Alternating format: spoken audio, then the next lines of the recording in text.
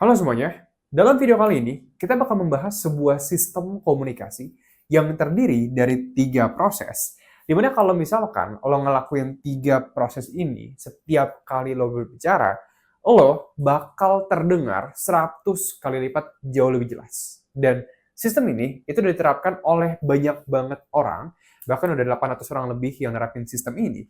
Dan semua orang tersebut itu merasakan perubahan drastis banget dalam kejelasan pembicaraan mereka. Nah, ini kita bakal ngebahas video kali ini, atau sistem kali ini, menjadi 3 bagian. Jadi kita bakal ngebedah sistem ini menjadi 3 bagian. Jadi dalam sistem ini, lo bakal menerapkan 3 langkah. Ada langkah pertama, ada langkah kedua, dan ada langkah yang ketiga. Nah, bagi lo pada mungkin yang belum kenal, kira-kira ada siapa nih orang muncul di YouTube gue, ngebahas tentang komunikasi. Kenalin, nama gue adalah Jason Stanley. Gue udah punya pengalaman 5 tahun di bidang Science Communication. Dimana dalam Science Communication, gue tuh memperdalam sisi komunikasi dari sudut pandang psikologinya.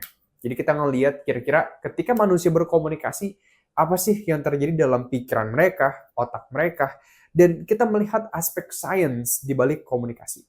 Nah, selain itu, gue juga udah punya pengalaman dalam membentuk edutech ilmu komunikasi, yang dimana platform edutech gue sekarang, itu udah ada 800 orang yang merasakan perubahan drastis banget setelah nerapin materi yang mereka pelajarin dari edutech gue ke kehidupan komunikasi mereka. Dan jadi gue punya sedikit kredibilitas untuk membicarakan mengenai aspek komunikasi. Dan dalam video kali ini, gue bakal ngebahas sebuah sistem yang dimana kalau sistem ini lo terapin dalam 30 hari ke depan, maka omongan lo itu bakal terdengar jauh lebih jelas banget, bahkan 100 kali lipat. Oke. Nah, sesuai janji gue, kita bakal langsung masuk ke dalam pembahasan dari sistem ini. Sebelumnya gue bakal jelasin terlebih dahulu, kira-kira oke, Bang, gue bingung apa itu definisi dari sistem dan apa bedanya dengan tips biasa. Nah, itu kan harus kita bahas. Nah, oke. Gini, sebelum gue jelasin dulu apa bedanya sistem ini dengan tips yang biasa lo lihat di YouTube, sistem ini bedanya kayak gini. Kalau misalkan tips biasa, mungkin lo harus nerapin serangkaian 1, 2, 3 tips berbeda untuk mendapatkan sebuah result. Jadinya, kalau tips, itu biasanya hasil atau resultnya itu nggak pasti. Oke. Nah, kalau misalkan sistem, bedanya adalah, kalau misalkan tips itu sifatnya nggak pasti, kalau sistem, atau yang bakal kita bahas dalam video hari ini, dengan keterangan quotes on quotes, ya, dengan syarat sebutannya, ya. Syaratnya, kalau misalkan lo nerapin tips 1, tips 2, dan tips 3 yang serangkai, jadi tips 1, tips 2, tips 3 ini, itu dia nggak terpisah-pisah. Jadi lo harus ngikutin tips 1 dulu, tips 2 dulu, tips 3 dulu. Kalau lo nerapin 3 tips ini secara serangkaian, maka lo bakal pasti ngomong lebih jelas. Ya. Jadi sifatnya bedanya gini, kalau sama tips biasa, lo nggak pasti. Tapi kalau misalkan lo ngikutin sistem ini dengan syarat lo nerapin 1, 2, 3 ini secara benar, lo pasti bakal ngomong dengan jauh lebih jelas. Nah, oleh karena itu, gue bakal masuk aja langsung ke dalam tipsnya. Dalam sistem kali ini, ada 3 serangkaian tips yang lo itu perlu lakukan dalam 30 hari ke depan. Oke. Dimana lo, nanti gue bakal siapin khusus bagi lo pada yang memang niat banget untuk belajar dalam video kali ini. Gue bakal siapin sebuah Google Docs yang terdiri dari 30 kolom. Oke. Yang dimana setiap harinya, setiap kali lo berhasil nerapin sistem ini, lo tinggal nge-checklist aja kolomnya sampai hari ke-30. Lo tinggal checklist. Jadi ini harus dilakuin, harus diisi kolomnya secara berhasil. Ya. Nah, oke. Bang, gue udah siap nih 30 hari ke depan buat ngisi kolom-kolom ini. Sekarang, Bang, apa yang harus gue terapin selama 30 hari ke depan melalui sistem ini? Oke. Kita bakal masuk ke bagian dari materinya. Nah, materinya yang bakal kita bahas dalam video kali ini, itu sebenarnya terdiri dari 3 bagian. Jadi bagi lo yang pengen nerapin sistem ini ke dalam kehidupan lo, yang perlu diperhatikan adalah lo itu harus melakukan 3 tips dalam sistem ini ketika setiap kali lo berbicara dengan seseorang.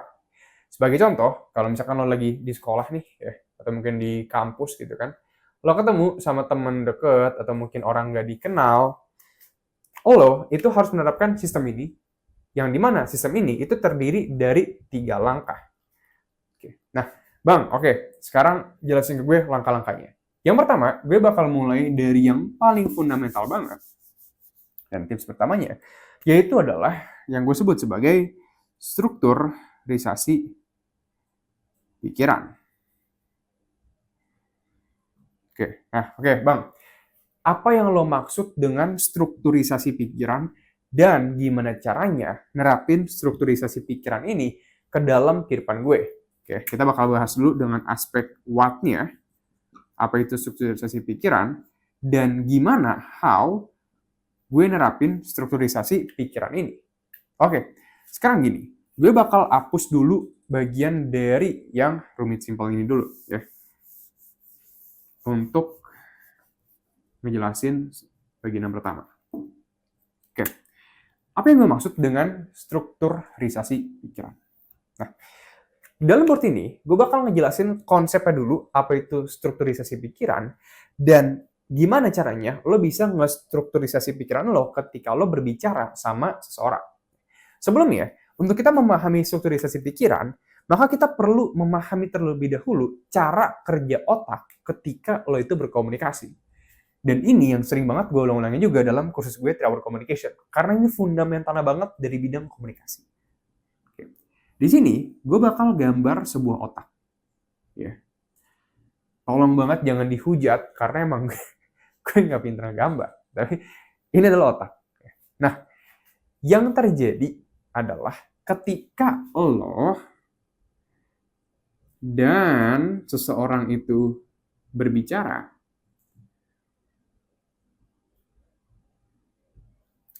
ada sebuah proses yang terjadi dalam otak lo yang memungkinkan lo untuk berbicara. Ya, jadi ketika lo berbicara, ada proses yang terjadi dalam otak lo yang memungkinkan lo untuk berbicara. Ya, jadi kesimpulannya, kalau proses ini nggak terjadi, maka lo nggak bisa berbicara. Nah, Bang, prosesnya itu kayak gimana? Proses yang terjadi dalam pikiran lo, secara singkatnya, itu terdiri dari 3 tahap. Oke, Bang. 3 tahap, Bang. Jadi, otak gue harus melalui 3 tahapan ini untuk memungkinkan gue berbicara. Betul banget. Ya. Sekarang, Bang, kalau kayak gitu, tahap yang pertama itu apa? Ya. Nah, oke. Tahap yang pertama, ketika lo berkomunikasi dalam otak lo adalah itu yang gue sebut sebagai priming. Oke, Bang. Priming itu apa? Sebagai contoh, gue bakal jelasin dengan contoh langsung ya. Ketika lo ngedengerin gue pengen lo mikirin suatu hal yang terpikirkan dalam pikiran lo ketika lo mendengar kata yang gue sampaikan. Oke, jelas ya? 1, misalkan gue bilang kelinci. Ada yang ingat apa? Wortel kah? Atau mungkin putih kah? Atau mungkin giginya gede kah? Yang kedua, gue mau bilang misalkan bola. Ada yang ingat Bambang Pamungkas kah? Ada yang ingat apakah? FIFA kah? Yang ketiga, misalkan gue bilang stres. Ada yang ingat dokter kah? Psikolog kah? Ada yang ingat sedih kah? Nah, yang pengen gue kasih tau dari sini adalah proses yang tadi gue bilang itu adalah proses priming. Ketika lo berbicara bersama teman misalkan dan teman lo bilang, oh, aduh, kemarin gue baru putus nih bro, dari mantan gue tuh, stres banget gue, sekarang sedih banget gue cuy. Nah, pas dia ngomong kayak gitu, ya, dari omongan yang panjang lebar di sini nih, otak lo itu bakal mengkategorisasikan dia menjadi satu topik. Jadi singkat ceritanya, omongan lawan bicara itu bakal disimpelin lah sama otak menjadi satu topik. Misalkan kalau yang tadi, karena dia lagi putus, berarti topiknya adalah dating. Oke, bener ya? Bisa jadi dating, bisa jadi stres. Oke, bisa jadi dua ini. Nah, ketika ini terjadi, ketika otak lo mengkategorisasikan semua hal tersebut jadi satu topik, yang terjadi adalah dalam otak lo, ketika kata dating ini muncul, ya, otak lo bakal memikirkan topik-topik lain yang relevan dengan topik si yang muncul ini. Misalkan dating. Oh, karena dating mungkin ada topik yang relevan nih. Oh, apa tuh Bang? Misalkan tips dating misalkan. Ya. Atau misalkan karena dia dating dan dia gagal move on, muncul nih misalkan topik dari tips mengelola stres. Oke. Yang jadi poin dari gue, dari priming effect ini adalah nggak peduli lo itu ibaratnya kepikiran apapun, intinya lo bakal kepikiran sesuatu lah. Ketika lo menerima stimulus, entah itu misalkan stres, dating, apapun itu, misalnya lagi ngomongin tentang bola, bakal muncul tuh ya topik-topik yang berhubungan dengan topik yang dibicarakan. Nah, misalkan dia lagi stres. Ketika dia stres, maka muncul nih dalam otak gue filsafat stoikisme. Kenapa? Karena gue pernah baca buku filsafat stoikisme yang bilang bahwa stoikisme bisa menjadi obat bagi masalah stres. Nah, itu kan disimpan dari otak gue. Karena muncul kata stres, kesulut nih. Stoikisme pernah berhubungan dengan kata stres. Oke, muncul nih di topik gue. Nah, ketika temen lo misalkan nanya, bro, gimana ya saran lo? Nah, ketika dia nanya kayak gitu, maka otak gue yang tadinya, kalau gitu gue pilih stoikisme deh sebagai topik yang mau gue bahas. Nah, dipilih nih stoikisme. Yang jadi problemnya, stoikisme itu sifatnya masih gue sebut sebagai abstrak. Nah, dalam tahap ini, topiknya itu masih abstrak. Nah, oleh karena abstrak, otak lo perlu mengubah konsep abstrak ini menjadi hal yang lebih konkret. Sehingga ceritanya, stoikisme masih terlalu lebar. Lo mau ngomong apa nih tentang stoikisme? Nah, otak lo bakal ngomong kayak gitu kalau lo mau ngomong apa nih tentang stoikisme. Nah, oleh karena itu, di topik yang kedua ini, topik dari stoikisme ini bakal diubah menjadi sebuah struktur. Jadi, ini yang disebut sebagai proses dari strukturisasi. Oke. Nah, ketika lo ngestrukturisasi apa yang pengen lo bicarakan, pada umumnya otak lo tuh harusnya. Jadi ada dua skenario. Yang pertama, otak lo itu gue sebut sebagai belibet. Waduh, muter-muter nih. Apa yang harus gue omongin ya? Apa yang harus gue ini ya? Harusnya dimulai dengan dulu ya sama Marcus Aurelius. Tapi Marcus Aurelius enggak deh, lompat dulu deh ke Seneca. Tapi gue pernah baca sih waktu itu. Jadi singkat ceritanya ada metode STAR. Tapi tadi gue lupa. Jadi kalau STAR itu, nggak bisa. Jadi lo tuh belibet. Omongan yang lo omongin itu nggak ada inti temunya. Nggak ada inti poinnya sebutannya. Atau yang kedua, itu bisa juga rapih. Dimulai misalkan nih dari struktur utama, struktur pendukung misalkan, dan dari rangkuman. Nah, ini ada dua skenario ya. Satu itu dia belibet, kedua dia itu rapih. Nggak peduli mau itu yang satu atau yang kedua, intinya kalau proses ini udah kejadian, oke Bang, tunggu dulu Bang, sebelum lanjut, dua ini kebentukan dari mana Bang? Dari yang gue sebut sebagai kebiasaan, habit. Jadi kalau kebiasaan lo itu biasa berpikir belibet, maka yang biasa bakal terjadi adalah lo berpikir belibet. Kalau yang terbiasa terjadi adalah lo berpikir terstruktur, maka lo bakal terpikir terstruktur. Dari habit kebiasaan. Nah, terang dulu aja kalau belum jelas, gue bakal jelasin lagi. Yang jadi poin adalah, nggak peduli dia itu belibet ataupun dia terstruktur, dua skenario ini itu nantinya bakal disampaikan kepada lawan bicara melalui kata-kata. Ya, jadi kata-kata digunakan sebagai perantara dari pikiran lo kepada lawan bicara. Biar lawan bicara, kan nggak mungkin nih, coba kita pikir pakai logika ya.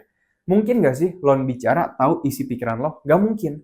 Buat lawan bicara memahami yang ada dalam pikiran lo, maka dia perlu perantara dulu nih. Gimana caranya? Dengan kata-kata. Jadi Kata-kata memperantarai pikiran lo untuk sampai ke pikiran non bicara. Jadi pikiran lo, ya kan, memproduksi kata-kata yang mengandung pesan yang pengen disampaikan. Kata-kata ini bakal sampai di otak dia dan dicerna oleh otak dia. Jadi kata-kata ini sebagai perantara aja. Nah, tapi yang perlu diperhatikan dari sini adalah ininya, bagian strukturisasinya. Nah, oke Bang, kenapa lo bilang strukturisasi pikiran itu penting banget buat lo bisa berbicara dengan jelas? Dan ini merupakan sistem pertama, simple. Ketika lo ngomongnya itu belibet, ya, strukturisasi lo itu beribet, alur pikir lo itu beribet, maka kata-kata lo nggak peduli bakal belibet. Kata-kata itu cuma ngikutin isi struktur pikiran lo. Jadi kalau struktur pikiran lo udah belibet, lo bakal belibet. Tapi kalau struktur pikiran lo udah rapi, maka kata-kata lo bakal rapi. Nah, oke Bang. Yang perlu gue lakuin itu gimana Bang dalam strukturisasi pikiran ini? Gini. Ya. Ini gue hapus dulu ya. Jadi setiap kali lo itu ketemu sama temen, atau siapapun itu yang lo mau ajak ngobrol gitu kan, yang gue maksud dengan bagian dari strukturisasi adalah sebagai berikut. Nih, gue tulisin deh. Ya gue maksud dengan strukturisasi setiap kali lo ketemu sama orang adalah gini. 1. Setiap kali lo berbicara, ya, otak lo itu simpel aja deh. Udah simpel aja, ya. Itu ada 3 pilihan. Otak lo mau milih yang mana? 1, itu lo jawab iya atau setuju. Yang kedua, itu enggak atau setuju. Yang ketiga, atau enggak, rangkuman. Nah, sifatnya itu opsi. Oke. Sifatnya opsi. Jadi setiap kali misalnya lo mau ngomong, lo bisa bilang antara iya, lo setuju dengan omongan dia atau enggak. Kayak misalkan, bro, kalau menurut lo gue udah bener gak sih ngelakuin kayak gini? Bisa lo pilih antara iya, kayak lo bilang, oh iya sih, gue setuju bro. Atau yang kedua, enggak, gue gak setuju bro. Yang ketiga, atau enggak, rangkuman. Nah, yang perlu diperhatikan dari sini adalah, lo bisa bilang rangkuman dulu. Inti yang pengen lo sampaikan itu apa? Misalkan, gue sih dulu pernah baca dari Marcus Aurelius, katanya ada yang bisa lo kontrol dan ada hal yang lo gak bisa kontrol. Kalau buat lo bro, mendingan lo fokus ke yang lo bisa kontrol deh. Nah itu inti pembicaraannya. Jadi intinya, di yang ketiga ini, intinya lo mau ngomong apa. Jadi step pertama, langkah pertama dari strukturisasi pikiran ketika lo berbicara dalam sistem ini adalah 1, setiap kali lo mau ngomong, pilih antara lo iya, setuju atau nggak setuju atau nggak setuju, atau lo pilih menyatakan rangkuman atau inti yang pengen lo bicarakan terlebih dahulu. Oke. Yang kedua, setelah lo ngomong kayak gini, langkah yang kedua adalah lo harus bisa banget mendukung opini lo. Oke, nah pendukung opini ini tuh penting banget. Kenapa? Karena ketika lo udah ngomong sesuatu, banyak orang yang sering kayak gini ngelakuin ini. Mereka ngomong inti pembicaraan, terus mereka pindah lagi ke inti pembicaraan baru, terus mereka pindah lagi ke inti pembicaraan baru. Intinya topik yang mereka bahas sebagai inti ini, itu nggak pernah dikelarin dari awal. Contoh, misalkan gue bilang dari awal, ya, misalkan gue ditanya, Bang, San, lo setuju gak sih, San, sama digital marketing sebagai metode terbaik di tahun ini, San? 1, misalnya inti gue nih, gue pengen bilang bahwa gue setuju sih, karena TikTok itu tahun lalu nunjukin growth yang, gila, gede banget. Nah, itu kan topiknya di TikTok nih. Tapi itu kan intinya, ya. Inti yang pengen gue bicarakan tentang TikTok subjeknya. Tiba-tiba gue pindah, ya. Misalnya gue bilang kayak, oh tapi gue juga setuju sama IG juga. IG juga dulu pernah tuh, ya, nunjukin lumayan sih, growth juga lumayan tinggi. Kemarin gue pernah baca juga Raditya Dika. Lah kenapa tiba-tiba TikTok pindah ke IG? Kenapa tuh ke Raditya Dika? Itu kan pusing gitu loh. Itu mempersulit kejelasan dari pembicaraan lo. Oke. Nah, dari sini yang bisa dilakuin adalah daripada lo pindah inti nih pembicaraan, yang harus lo lakuin setiap kali lo selesai ngomong inti pembicaraan lo tuh ngedukung apa yang lo jadikan sebagai inti pembicaraan. Bang, gimana caranya? Kalau misalkan lo bilang tadi yang pertama, ya, itu kan tentang filsafat stoikisme. Untuk teman gue yang lagi stres gara-gara baru dating, gue bisa mendukung kebenaran dari omongan gue melalui 2 cara. Dari data luar atau dari pengalaman gue. Misalkan, gue bilang, Gue sih kurang setuju sih bro, yang lo bilang kayak lo nggak harus move on gitu. Karena gue pernah baca dari sebuah buku filsafat namanya filsafat stoikisme, ada yang bisa lo kontrol dan ada hal yang lo nggak bisa kontrol. Nah itu satu tuh, itu gue pakai pendekatan rangkuman. Tapi ada juga nggak setujunya. Nah setelah itu gue nggak pindah. Tiba-tiba gue bilang, tapi teman gue tuh bro si Andi, atau malah gue pindah lagi, gue bilang, aduh baru juga kayak gitu bro gimana gue. Nah itu kan gue malah ngadu nasib gitu kan. Nah yang perlu dilakuin adalah lo menyampaikan inti ini. Yang kedua, dukung apa yang lo jadikan sebagai opini utama. Bisa jadi dari data, misalkan gue bilang kayak, soalnya dari data yang gue baca dari medical survey, katanya orang yang nerapin filsafat stoikisme pas mereka itu putus, biasanya bro, itu cenderung lebih gampang move on daripada orang yang nggak nerapin. Nah ini, again, biasanya dipakai kalau misalkan situasinya formal, ketika lo berdebat atau gimana, gitu kan. Atau mungkin pas lo lagi meeting. Tapi kalau misalkan lagi ngobrol sama temen, ya lo bilang aja pengalaman lo, ya kan. Misalkan, gue pernah sih ada pengalaman putus juga. Tapi pas gue nerapin waktu itu, gue juga sampai lo kondisinya. Gue stres banget, tapi yang gue terapin waktu itu filsafat stoikisme. Ada hal yang gue nggak bisa kontrol, ada hal yang gue nggak bisa kontrol. Itu ngebantu gue banget. Bahkan dalam 3 mingguan, kayak gue udah sempet move on dari temen gue, dari mantan gue.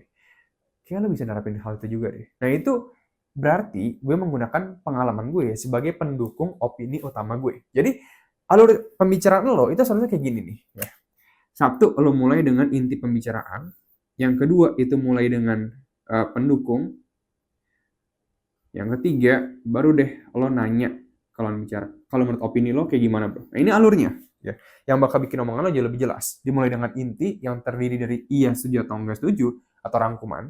Yang kedua, lo ngedukung opini lo. Misalkan yang pertama nih, gue kasih sedikit study case. Pas gue lagi di interview, ditanya, Yasen, kalau kamu sendiri, strength point kamu apa ya? Gue bisa mulai dengan misalkan rangkuman. Nggak mungkin gue bilang kayak, oh saya setuju sih bu dengan ini.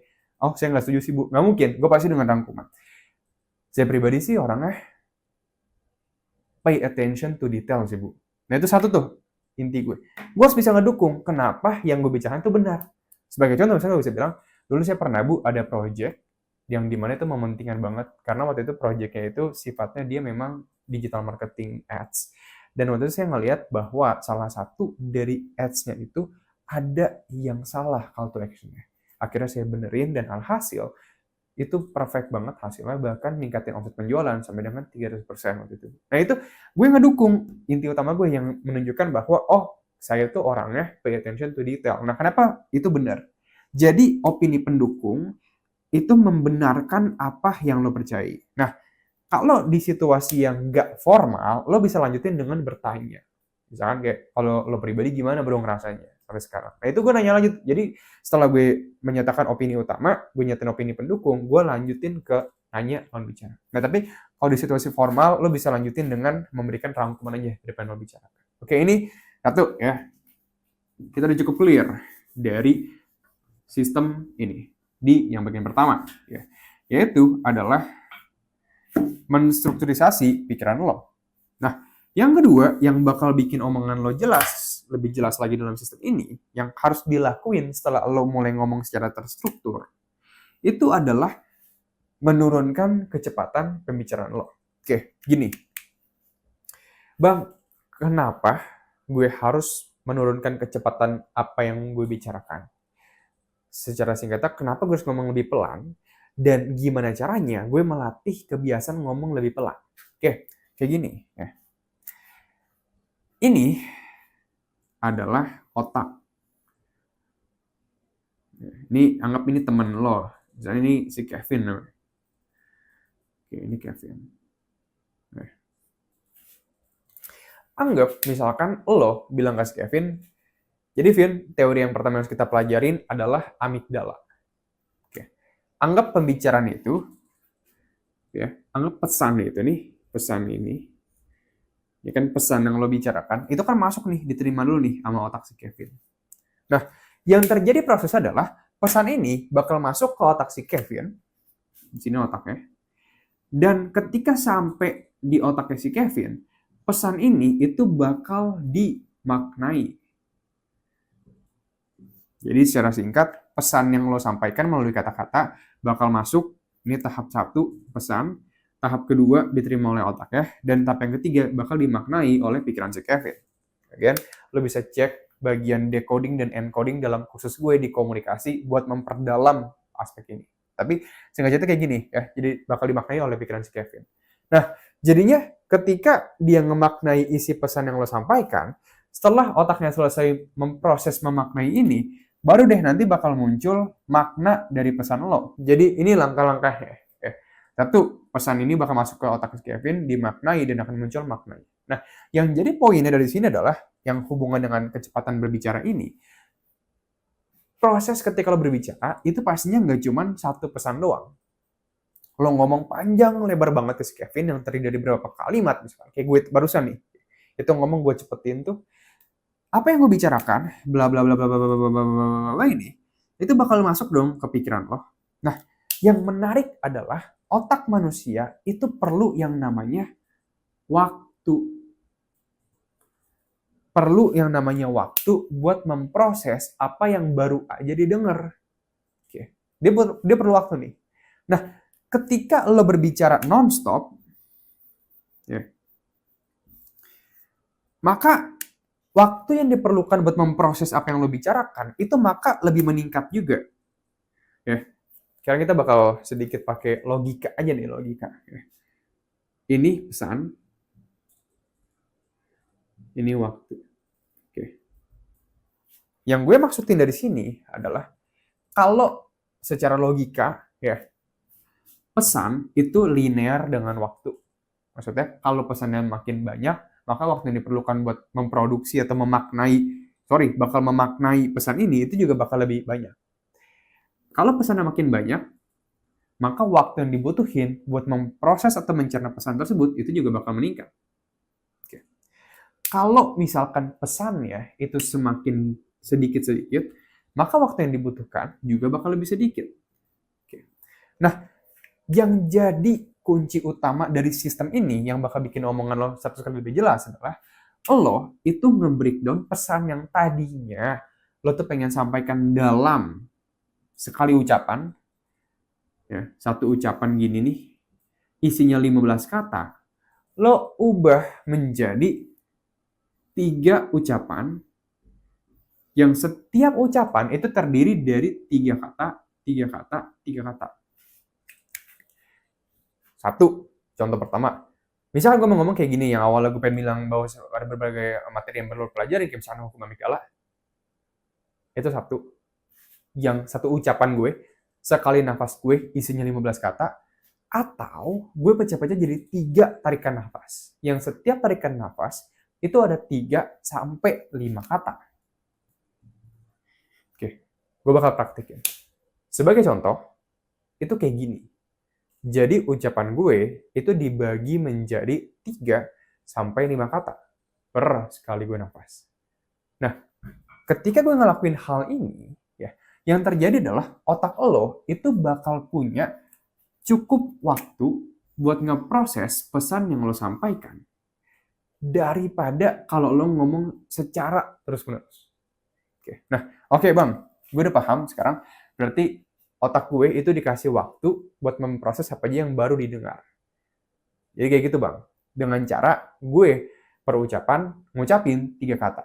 Nah, sekarang bang, lo udah ngebahas aspek dari kenapanya. Lo udah ngebahas aspek dari apanya. Nah, sekarang yang gue pengen tahu adalah gimana caranya lo bisa nerapin aspek yang kedua ini dari sistem ini. How kita bisa nerapin masalah ini atau statement ini. Nah, how-nya itu bakal gue kasih sebuah hal praktikal di sini. Jadi tadi kan yang gue bilang gue bakal kasih kalender ya, isinya itu ada 30 kolom. Salah satunya selain lo nerapin ini nih, strukturalisasi pembicaraan ketika lo berbicara sama orang. Jadi, bang, gimana caranya? Tadi yang strukturalisasi pikiran, setiap kali lo ngomong sama orang dan lo berhasil nerapin ini, centang 1. Bang, berapa banyak orang? Cukup 1 aja. Setiap hari 1 aja. Yang kedua, untuk bagian speed, gue pengen lo lakuin dalam 30 hari ke depan, lo ngambil handphone, ya, handphone lo, ya, lo buka aplikasi perekam suara, app recording sound, nggak usah kamera terlalu ribet lah. Rekam suara aja. Dan gue pengen lo ngerekam 3-5 menit topik apapun. Topik apapun. Kalau misalkan, Bang, lo bisa kasih gak Bang topiknya Bang yang bisa dibahas? Boleh. Gue masukin aja deh nanti. Harusnya lo bisa download yang gue bakal kasih kalender itu di bagian deskripsi bawah atau di pin komentar di bawah. Gue bakal taruh nanti aja. Pokoknya setiap topik, satu hari, setiap topik itu isinya 3-5 menit penjelasan lo mengenai opini lo akan topik tersebut. Dan opini ini perlu lo sampaikan, ini challenge ya, 3-5 kata per ucapan. Jadi dalam 3-5 menit ke depan, lo perlu membagi omongan lo menjadi 3-5 kata per ucapan. Ini, dalam 30 hari ke depan, lo bakal membiasakan pikiran lo buat ngomong lebih pelan. Dan ketika hal ini terjadi, ketika lo punya kebiasaan untuk ngomong lebih pelan, orang bakal lebih mudah mencerna omongan lo. Karena itu udah menjadi sebuah kebiasaan. Gue nggak pengen bikin sebuah tips yang cuma sekali doang lo bisa terapin. Enggak, gue nggak pengen. Gue pengen lo dalam 30 hari ke depan bisa ngomong dengan jelas dan efeknya itu berlangsung seumur hidup. Oke. Nah ini untuk yang kedua. Oke. Gue bakal hapus. Dan gue bakal masuk ke bagian yang ketiga. Dan ini paling penting, Pak. Aspek yang paling penting, kalau lo nggak nerapin yang ketiga ini, percuma. Satu, tips kedua, percuma. Karena yang ketiga ini, itu adalah yang utamanya. Oke. Kalau lo lihat dalam tips yang ketiga ini, tulisannya itu adalah rumit dicoret jadi simpel. Pertanyaan dari lo pastinya adalah, ini itu apa? Terus kalau ini berguna, terus gimana cara nerapin ya? Oke.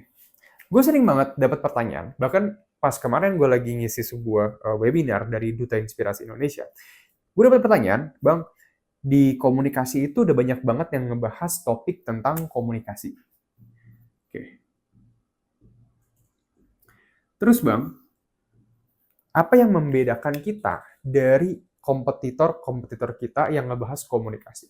Dan gue selalu bilang yang paling utama banget, yang bakal membedakan gue dengan orang lain dan orang lain dengan gue, itu sesimpel kayak gini doang. Yaitu adalah cara menjelaskan. Oke.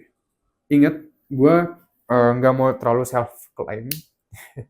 Bentar gue takutnya dibilang narsis gitu kan. Tapi banyak yang sering komen, bilang kayak, Bang, thank you banget, penjelasan lo itu mudah dipahami. Oke, gue say thanks banget bagi lo pada yang bilang kayak gitu, bahwa penjelasan gue mudah dipahamin. Tapi selain penjelasan gue itu mudah dipahamin, yang disebabkan oleh strukturisasi konten gue, yang biasanya gue atur nih, mulai dari chapter yang pertama, masuk ke chapter yang kedua, masuk ke chapter yang ketiga, yang paling sering gue lakuin dalam konten gue, yang bikin penjelasan gue mudah dicerna, itu adalah penggunaan bahasa. Atau yang gue sebut sebagai diksi kata. Oke. Karena gini, ya. Kalau misalkan gue pengen ngejelasin sebuah konsep dengan topik yang rumit, bahasa pemilihan kata yang rumit, itu bisa juga. Sebagai contoh, misalkan, di bagian yang kecepatan berbicara ini, gue bisa bilang secara kayak gini. Dalam komunikasi, gue harus memperhatikan para language. Lo pada harus memperhatikan para language. Para language ini tuh bersifatnya adaptif kepada setiap individual. Dimana ketika lo menggunakan para language, persepsi yang tercipta dalam pikiran lo bicara ketika mereka melakukan sebuah perseptual persepsi dari pembicaraan lo, maka yang bakal muncul adalah ketika pembicaraan atau intonasi suara lo terlalu cepat, maka pikiran mereka itu bakal memiliki kesulitan mencerna apa yang lo bicarakan. Oke, itu mungkin bisa gue ngomong kayak gitu dengan bahasa yang diksi kata yang lebih rumit, tapi buat apa?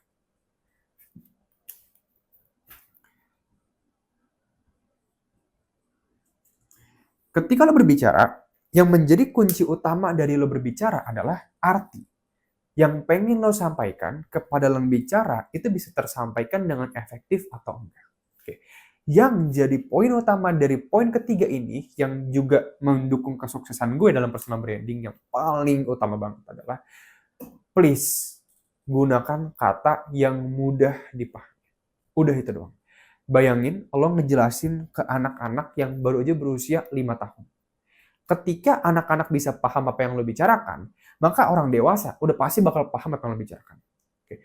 Lo bakal lebih mudah untuk dimengerti ketika bahasa yang lo gunakan itu juga mudah dimengerti. Jadi bagi lo pada yang mungkin sering pakai bahasa yang lebih kompleks dalam dunia pekerjaan pun kadang, tapi ingat ya, tergantung konteks juga. Kalau misalnya di dunia akademis, lo perlu pakai bahasa yang lebih kompleks. It's okay lah. Dalam dunia akademis, pakai bahasa yang lebih kompleks, oke. Okay. Tapi kalau dalam kehidupan sehari-hari, sering banget nih ada yang pakai bahasa kompleks yang buat terlihat pintar. Tolong banget gunakan bahasa yang lebih mudah dimengerti. Nah, by the way, bagi lo pada yang pengen belajar nih lebih lanjut cara bisa berkomunikasi tanpa rasa gugup, gagap, belibet. Jika lo ada mahasiswa yang pengen punya banyak teman, atau karyawan yang pengen berani mengungkapkan pendapat lo secara efektif, yang bikin teman kantor lo itu jadi ngedengerin apa yang lo bicarakan dan setuju dengan ide lo. Atau lo adalah seorang pengusaha yang pengen ningkatin omset penjualan sampai beratus-ratus kali lipat karena menguasai trik komunikasi persuasif, lo bisa cek aja kursus gue dari platform edutech gue di Stanley Academy 3 Hour Communication. Di sana udah ada 800 orang lebih yang merasakan perubahan drastis banget, bisa berkomunikasi tanpa rasa gugup, gagap belibet, bahkan menguasai skill seperti berretorika, berargumen, mematahkan argumen lawan, bikin siapapun bilang iya ke yang lo minta, dan menguasai karisma dalam kehidupan komunikasi lo, yang bakal bikin siapapun yang lo ketemuin itu nggak sabar pengen ketemu sama lo lagi. Lo bisa cek aja 3 Hour Communication, kursus gue dari Stanley Academy, edutech gue yang gue bikin, yang kedepannya bakal gue kembangin terus. Lo bisa cek di stanleyacademic.com dari Google, atau lo bisa cek aja di pin komentar di bawah. Bye-bye.